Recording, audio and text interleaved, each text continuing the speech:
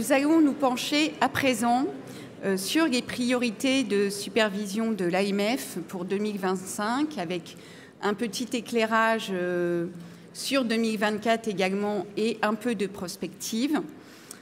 Pour les présenter, Didier Deléage, directeur adjoint de la gestion d'actifs de l'AMF, Nicolas Patel, directeur des contrôles, et moi-même en charge de la supervision des intermédiaires de marché. Nicolas, tout le monde attend le calendrier des spots pour 2024-2025 pour les sociétés de gestion et les prestataires de services d'investissement. Merci Valérie. Donc, comme vous le savez, les contrôles sont un des outils de la supervision. On fait chaque année une soixantaine de contrôles.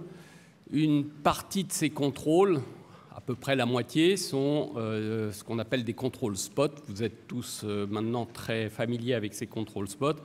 Mais on fait également des contrôles classiques qui sont l'autre moitié. Et sur les contrôles classiques, une moitié d'entre elles, pour faire simple, sont des contrôles de supervision, donc qui ne donnent pas lieu à des suites répressives. Alors sur le calendrier des contrôles spot que vous avez sous les yeux, c'est une slide qui est maintenant, j'allais dire, classique, traditionnelle. Ceux d'entre vous qui viennent chaque année connaissent bien cette slide. Vous avez là donc le calendrier pour les spots qui seront lancés auprès des acteurs sociétés de gestion en 2025. Alors habituellement, nous lançons chaque année 7 vagues de contrôle spot, 4 du côté société de gestion et 3 du côté autres prestataires de services d'investissement. On les verra après. Cette année, côté société de gestion, nous n'en lancerons que 3, puisque viendra s'ajouter en fin d'année une mission qui concernera les PSFP, prestataires sur financement participatif. Et donc, ça fera 4 dans l'équipe, comme chaque année.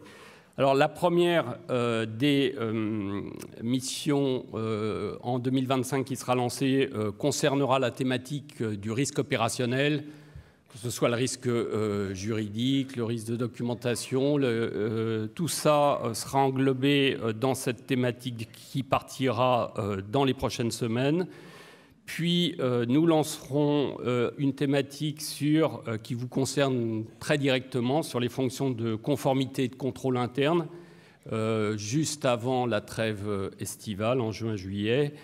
Et nous finirons cette vague de spot pour les sociétés de gestion en septembre avec un lancement, comme ça a été indiqué tout à l'heure, d'une thématique sur les enregistrements téléphoniques des sociétés de gestion. Les dispositifs, bien sûr. Côté psy, nous lancerons 3 vagues de spot en 2025. L'une sur la communication client concernant les produits peu liquides. Je vais y revenir par la suite. Le parcours client digitalisé qui sera, donc cette thématique sera lancée au courant du 2e trimestre. Et puis, au 3e trimestre, l'implication de la conformité dans les processus transverses. Ça, c'est une thématique qui est très récurrente depuis déjà en 2024 et 2025, notamment aussi dans nos contrôles classiques. Et là, on la visitera via la population des distributeurs d'instruments financiers. Cette slide, qui est un peu nouvelle par rapport à l'année dernière, c'est toutes les publications qui ont été mises sur le site internet de l'AMF. Je vous invite d'ailleurs à consulter le site, puisque à chaque fois, nous publions largement ces synthèses. La dernière qui a été publiée, côté société de gestion, c'est celle qui concerne la thématique ratio, indemnisation et réclamation. Alors, puisque nous parlons de spot, je vous invite à répondre à un petit sondage, justement, sur la question des synthèses spot, si vous les consultez régulièrement, pas régulièrement. Donc il faut scanner le QR code que vous avez là et répondre. Donc vous avez 3 ou 4 questions, enfin possibilités de réponse. On vous donnera le résultat à la fin de la séquence. Je voulais aussi vous annoncer maintenant dans les synthèses qui ont été publiées en 2024, nous avons, comme vous l'avez vu, publié une synthèse sur la délégation de gestion côté société de gestion. Et donc, je voulais annoncer le lancement de cette vidéo qui a été publiée, qui a été faite par le binôme d'inspecteurs qui a réalisé la mission.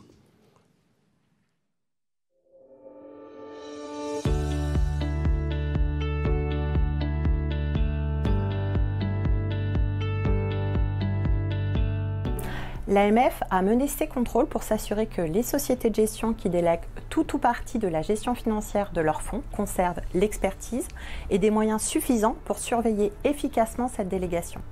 La société de gestion qui délègue reste pleinement responsable et doit s'assurer que le délégataire respecte les exigences réglementaires et agit dans l'intérêt des investisseurs. L'objectif de ces contrôles spot était donc d'observer la manière dont ces délégations sont mises en place et suivies par les sociétés de gestion.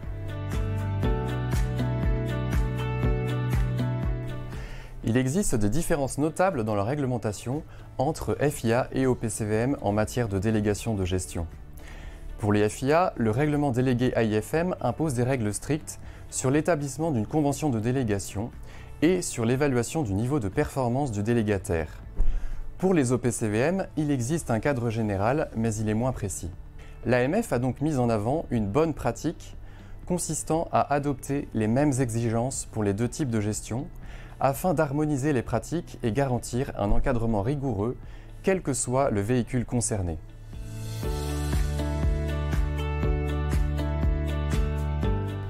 La sélection des délégataires doit être rigoureuse. Même lorsque la délégation est accordée à une entité du même groupe, il est impératif d'évaluer ses compétences, ses moyens et son adéquation avec les objectifs du fonds.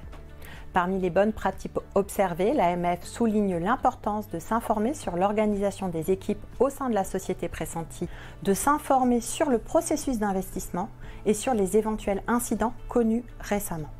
Une autre bonne pratique consiste à documenter le choix final pour la prestation en formalisant par écrit l'avis de l'ensemble des fonctions participant au processus de sélection.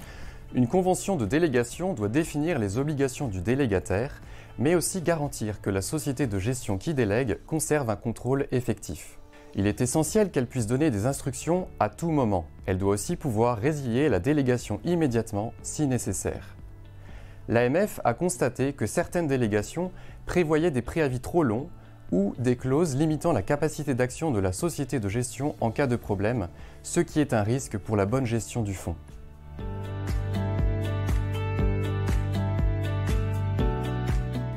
Pour évaluer la qualité d'un établissement à qui la gestion a été confiée, il est nécessaire de mettre en place un suivi des performances régulier, basé sur des critères précis comme le respect des contraintes d'investissement réglementaires et des engagements contractuels, la qualité des reportings et la gestion des risques et des incidents.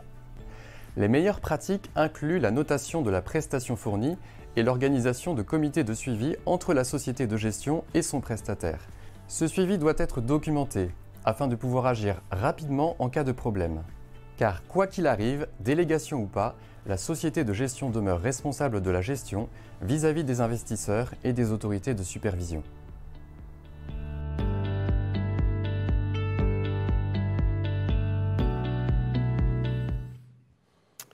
Alors, après ce petit focus sur cette synthèse qui a été publiée en juin de l'année dernière sur la délégation de gestion, je voudrais faire un autre focus sur une synthèse qui n'a pas encore été publiée, qui devrait l'être dans les prochaines semaines, probablement au mois de mai ou au tout début juin, qui est une synthèse qui fait partie des priorités de supervision 2024, qui porte sur tout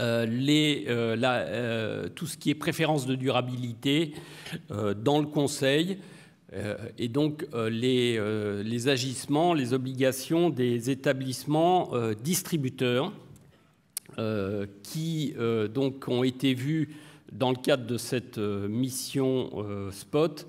L'objectif était d'analyser les différentes étapes du service de conseil, depuis le questionnaire client jusqu'à la déclaration d'adéquation du conseil, en se concentrant uniquement sur le sujet des préférences en matière de durabilité et sans juger de la qualité de l'adéquation aux autres critères.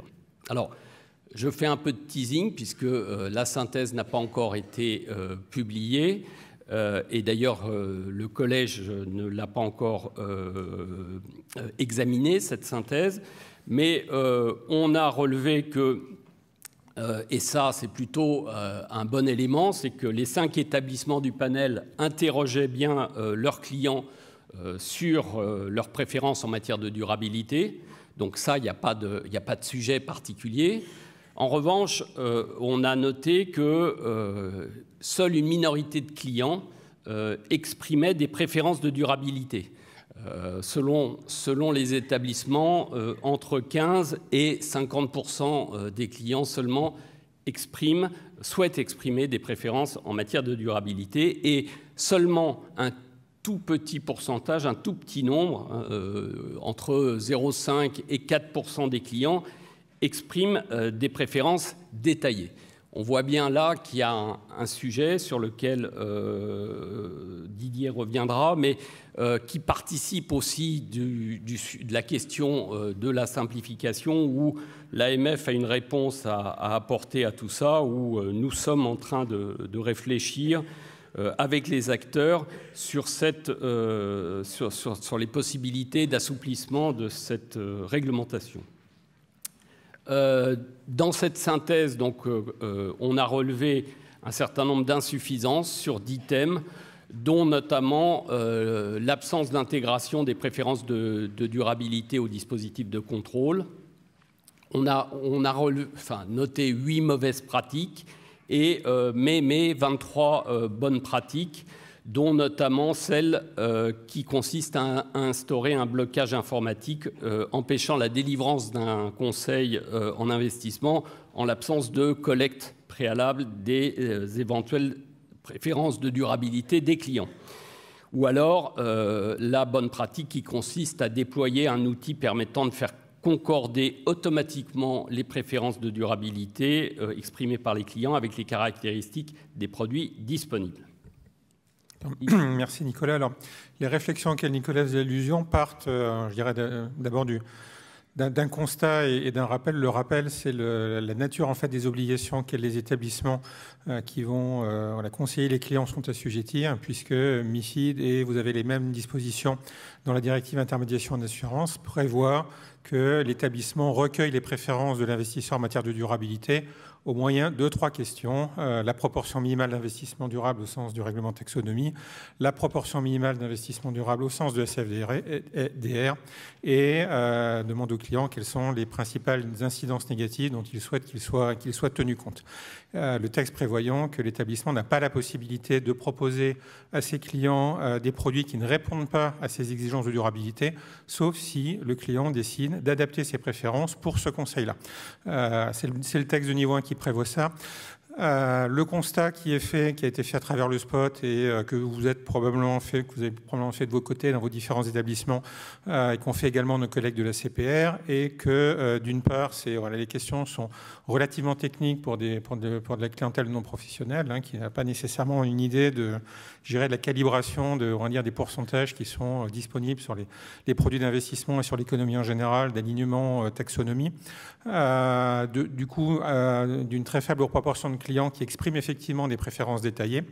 Et donc des travaux ont été engagés avec nos collègues de la CPR qui sont à ce stade au stade de la consultation de place tout en respectant le texte de niveau 1, dont il ne nous revient pas de nous extraire totalement, qui vise à clarifier et à préciser les simplifications qui pourraient être apportées au parcours client à des fins de plus grande lisibilité et également aux fins de permettre à ce processus de recueil de durabilité d'atteindre l'objectif qu'il cherche à atteindre, c'est-à-dire de pouvoir proposer aux clients des produits qui sont en phase avec leur sensibilité et les préférences qui sont susceptibles d'exprimer.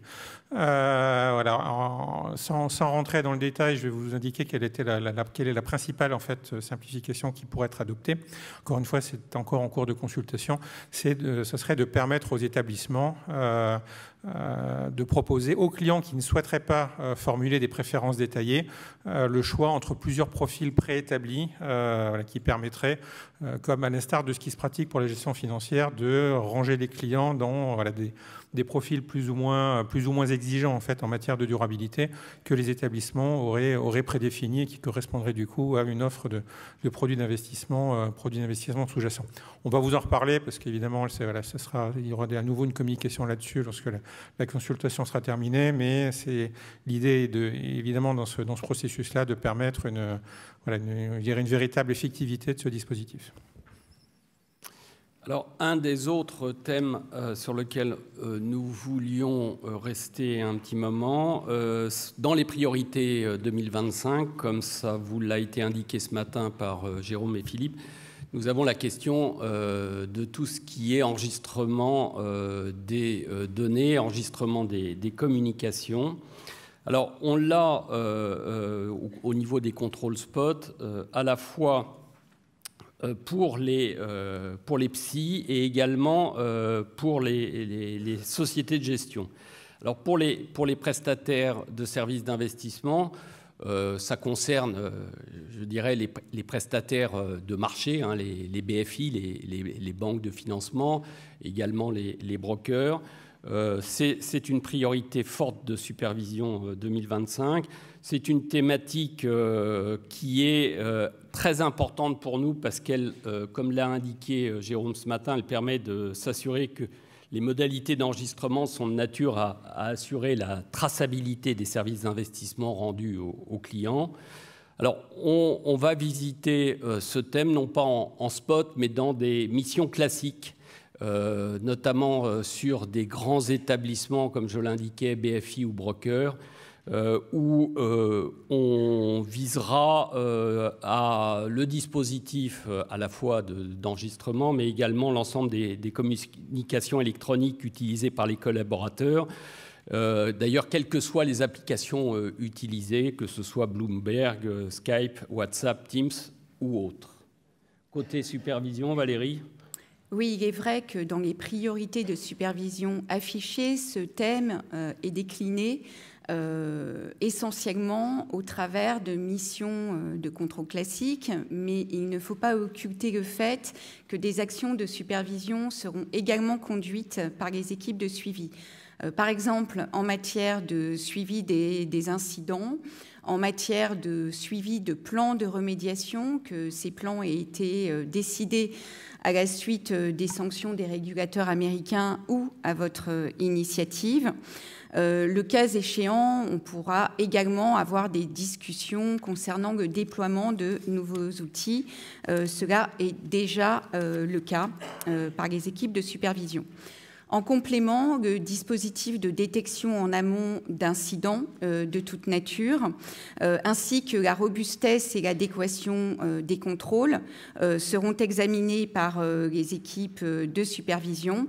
Nous serons également attentifs à toutes les actions mises en œuvre pour encadrer ce qui est appelé comme étant les communications hors canal. En complément, et ce n'est pas noté, l'AMF continuera de suivre avec attention et continuera de participer aux travaux ESMA qui visent à préciser un certain nombre d'éléments en matière d'enregistrement des communications sur tout support que ce soit. Alors c'est valable du côté des psys, notamment des psys marchés, mais également des sociétés de gestion. Et c'est un dispositif qui est particulièrement important au regard de cette obligation qui vous est faite de conserver pendant au moins 5 ans un enregistrement de tous les services qui sont fournis. Comme je l'indiquais, c'est une priorité de supervision. On va lancer un contrôle sur cette thématique en septembre, après l'été. Pourquoi en septembre? Puisqu'en ce moment, ce contrôle suivra un questionnaire qu'on est en train de réaliser, que les équipes de supervision de la DGA sont en train de réaliser. Et donc, à la suite de ce questionnaire, ce contrôle sera lancé en septembre. Il visera la passation des ordres à la voix et le fait de s'assurer que les enregistrements nécessaires à la piste d'audit sont bien réalisés. Mais il n'y a pas que les ordres qui seront visés. Il y a aussi pour les sociétés de gestion qui ont une relation directe avec les clients, la mission de Spot visera aussi à s'assurer que les enregistrements du service fourni avec le client, au client, sont bien faits. Donc, comme je l'indiquais, le panel est en cours de constitution et nous lancerons la mission en septembre de cette année.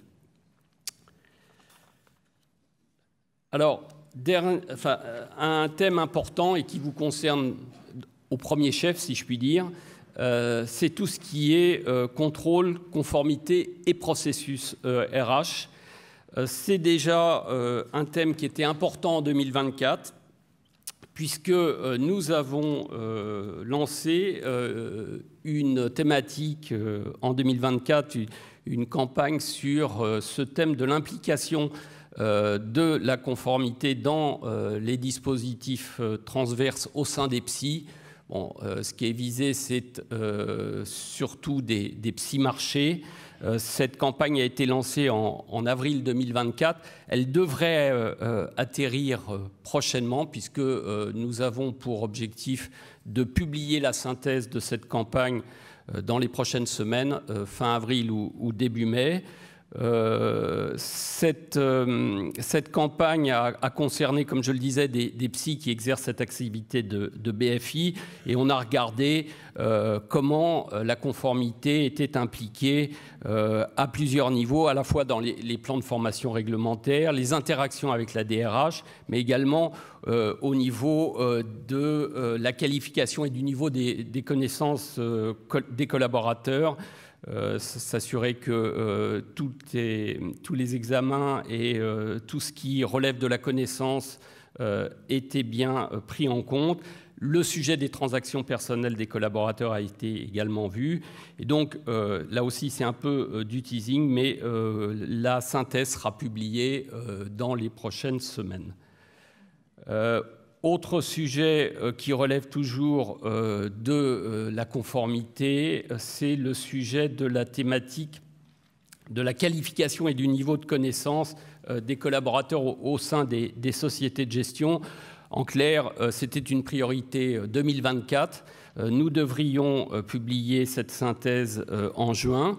On a regardé en fait les sociétés de gestion à la fois qui assurent les examens en interne, mais également celles qui ont recours à des organismes certifiés. Et on s'est assuré que, notamment pour celles qui effectuent l'ensemble du dispositif en interne, il était bien en ligne et conforme à celles qui font appel à des organismes certifiés.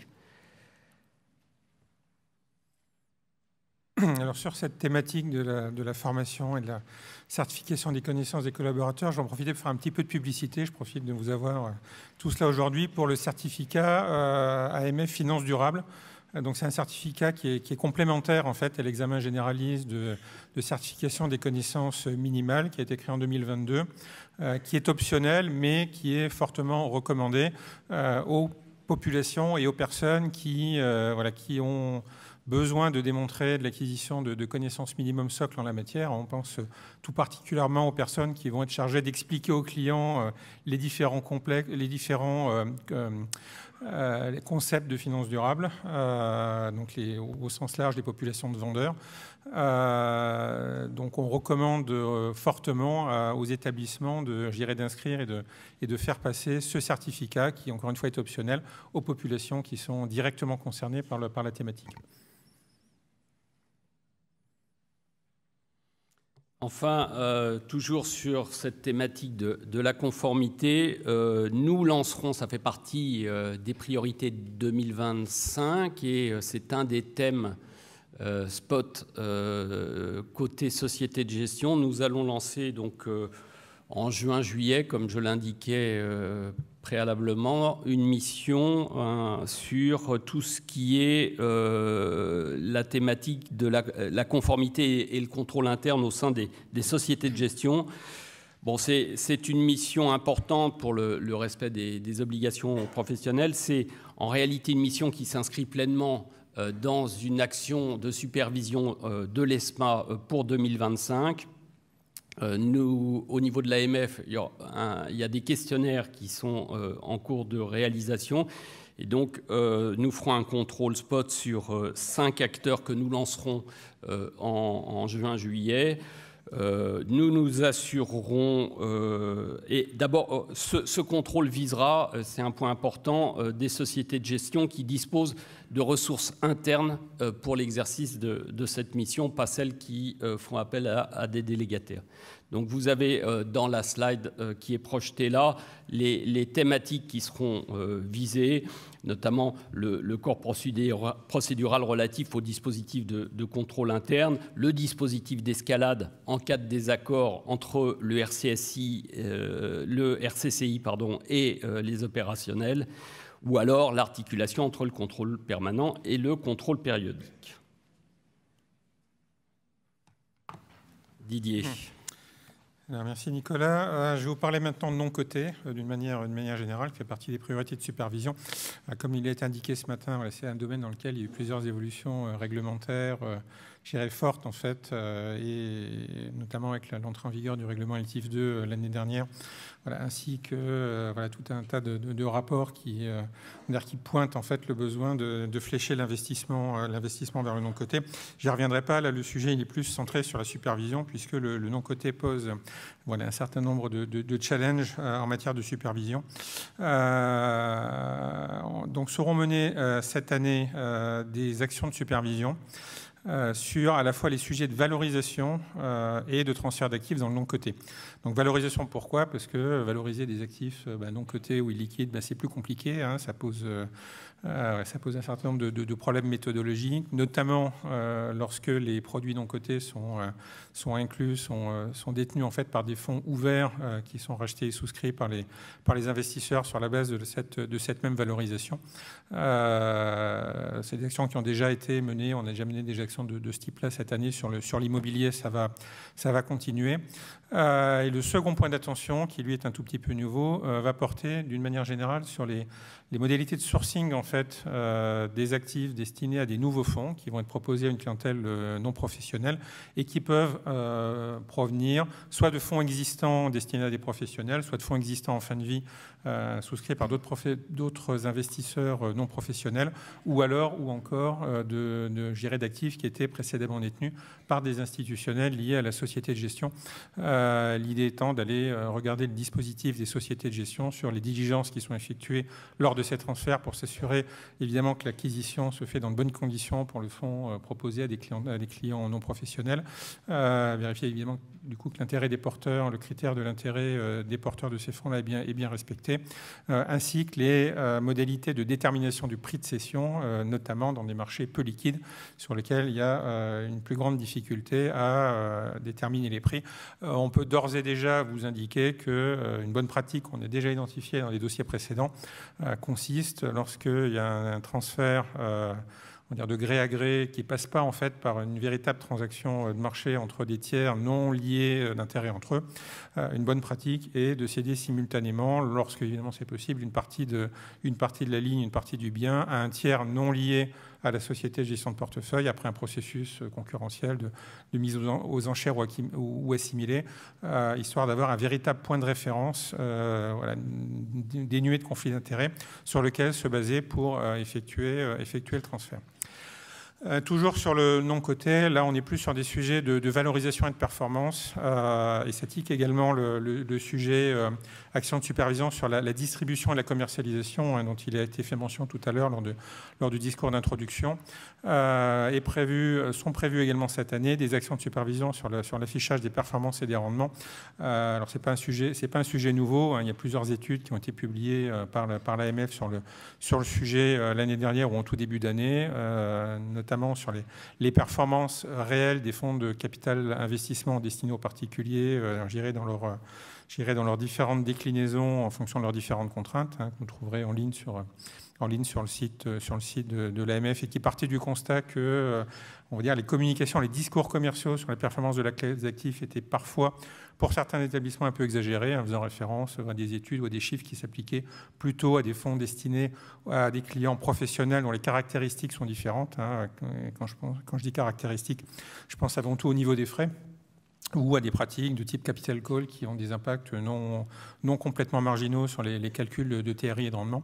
Et une deuxième étude qui est ciblée plus sur les prestataires de crowdfunding, sur le crowdfunding et les caractéristiques du crowdfunding immobilier. Donc voilà, cette année, action de supervision sur la partie communication sur les performances, avec un message d'ores et déjà sur les vigilances à avoir sur la communication des CPI, avec un certain nombre de pratiques non conformes qui ont été identifiées, hein, comme par exemple l'affichage de taux de rendement annualisé sur des CPI venant d'être créés. Donc vous prenez les performances du premier semestre et vous les annualisez, ce qui évidemment est interdit, ainsi que des communications qui sont déséquilibrées sur le sujet. L'offre en ligne de produits complexes innovants constitue un des axes majeurs des actions de supervision reconduites cette année, parce que nous nous sommes aperçus que ces offres touchaient un nombre grandissant d'acteurs et de clients, avec différentes problématiques auxquelles l'AMF fait face. La première, c'est celle liée à l'information des clients, qui est cruciale dans un enjeu de protection des investisseurs. Le deuxième axe est celui de la mise en œuvre d'un dispositif robuste d'encadrement de ces offres et de dispositifs robustes de gouvernance produit qu'il ne faut pas occulter. Et enfin, en fonction de la nature du service rendu, nous nous attachons également au fait que l'évaluation de l'adéquation et du caractère approprié soit correctement menée, étant précisé que l'information des clients à l'issue de ces évaluations est également un processus clé, et que par ailleurs, y compris en cas de fourniture du service de réception-transmission d'ordre, l'évaluation du caractère approprié est essentielle, parce que cette évaluation participe à la solidité du dispositif d'ensemble et à la protection des particuliers. En second lieu, j'indiquerai que comme ces offres sont souvent développées de manière transfrontière, et lorsque il y a également une succursale entrante qui participe à la commercialisation, nous nous coordonnons nécessairement avec les autorités européennes partenaires.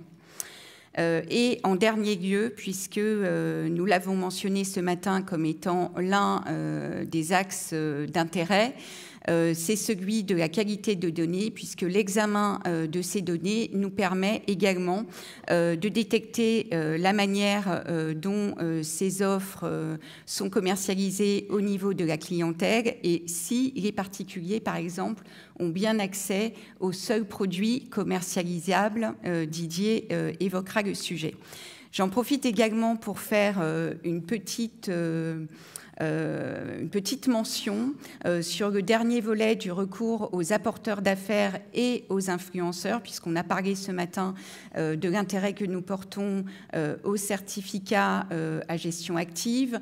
Nous nous intéresserons également aux offres d'actions fractionnées et aux prêt-emprunt, mais pour le recours aux apporteurs d'affaires et aux influenceurs, nous recommandons pour les acteurs ayant recours à des influenceurs, notamment pour la promotion de leurs offres ou de leurs marques, de recourir à un influenceur ayant validé le certificat de l'autorité de régulation professionnelle de la publicité.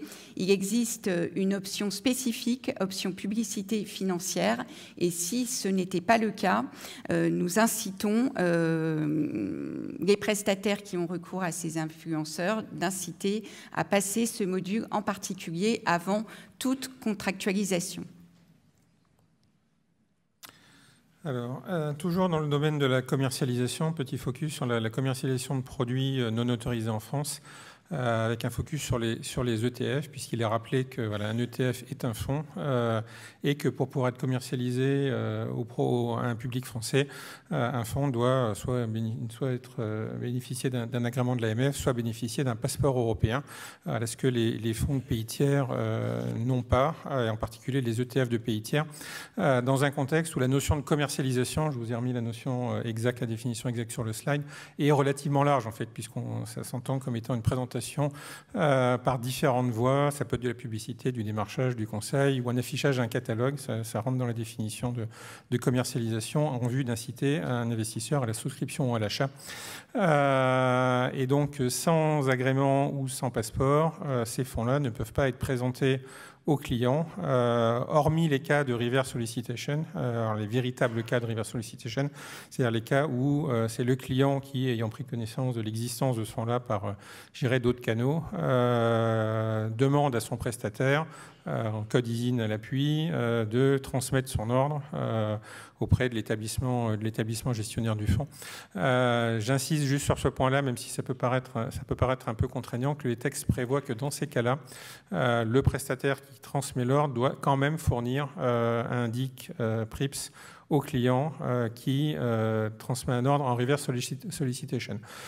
Donc sur cette thématique-là, il y a des actions de supervision qui sont en cours auprès de certains acteurs qui ont été identifiés comme présentant une clientèle détenant des OPC de pays tiers. Encore une fois, il y a un cas où ça peut être légitime qui est celui de la reverse solicitation, mais en dehors de ces cas-là, la détention par la clientèle et notamment l'affichage sur des catalogues présentant en fait une offre de produits est susceptible d'être considéré comme une activité non autorisée. Donc sur laquelle des actions de supervision sont en cours en ce moment et se prolongeront au cours de l'année.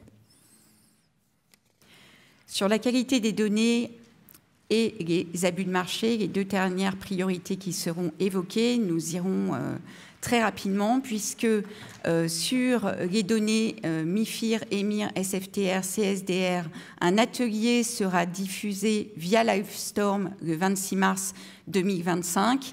Nous espérons que vous serez nombreux à l'écouter. Nous insisterons notamment sur EMIR et FIT, sur la nécessaire responsabilisation des acteurs, avec un partage d'informations de par les équipes de l'AMF sur les rapports de qualité de données et tous les enjeux également d'un bon reporting réglementaire, dont celui de MIFIR, pour bien mener les actions de supervision du côté de l'AMF et la mission de protection des épargnants. Alors, sur cette thématique de qualité des données, je crois qu'il ne vous aura pas échappé lors du discours introductif qu'un deuxième atelier sur la thématique de qualité de données a été rajouté en fait au programme de ces sessions de formation. Donc c'est un atelier sur lequel les inscriptions seront ouvertes à partir de demain. Vous recevrez un mail et les inscriptions seront bientôt ouvertes. Il aura lieu le 9 avril au matin et sera plutôt centré sur les reportings des sociétés de gestion de portefeuille, avec notamment les reportings AIFM EMIR et voilà, quelques conseils et quelques retours d'expérience méthodologiques en général sur les questions de contrôle de qualité de données à effectuer sur les reportings qui sont soumis à l'AMF, dont on vous a rappelé l'importance pour nous, puisque ça sous-tend à la fois des actions de supervision, les conclusions qu'on peut tirer sur certains domaines, voire même, c'est des choses qui sont susceptibles d'infléchir des positions prises voilà, dans des débats réglementaires en fonction de, je dirais, la connaissance et voilà, l'exactitude en fait, de la photo qu'on peut avoir sur la population sur telle ou telle thématique. Concernant la dernière priorité relative aux abus de marché, il y en a déjà été question ce matin. Un atelier dédié cet après-midi vous permettra d'en savoir plus. La thématique vous intéresse. Vous êtes inscrits très massivement à cet atelier, donc merci. Il concerne à la fois les sociétés de gestion de portefeuille et également les prestataires de services d'investissement. C'est un point d'attention pour les équipes de contrôle, mais aussi les équipes de suivi, parce que nous avons des constats communs sur les défaillances encore trop nombreuses et un renforcement qui est particulièrement attendu dans le cas de la lutte contre les réseaux d'initiés que le régulateur mène, pas simplement côté AMF, mais également nos partenaires européens et dans le monde, et vous également en tant que maillon essentiel de cette lutte contre les réseaux d'initiés internationaux. Donc, nous avons deux éléments importants. Donc, le premier, Nicolas va faire également un petit retour sur le sondage auquel vous avez répondu. Oui, merci à la direction de la communication et notamment à Christelle qui vient de nous envoyer les réponses aux petits sondages qui sont tout à fait satisfaisants. Parce que sur 350 votes, alors ça, elle nous envoie ça à 11h10, donc tout le monde n'a peut-être pas voté, ça sera peut-être plus, mais on a 47% des répondants qui disent lire systématiquement les synthèses des contrôles spot, et vous avez 40% qui répondent les lire fréquemment. Donc 87% lisent, et c'est une grande satisfaction pour nous, nos synthèses, soit de façon fréquente, soit de façon systématique. Et donc c'est très satisfaisant. Merci à tous.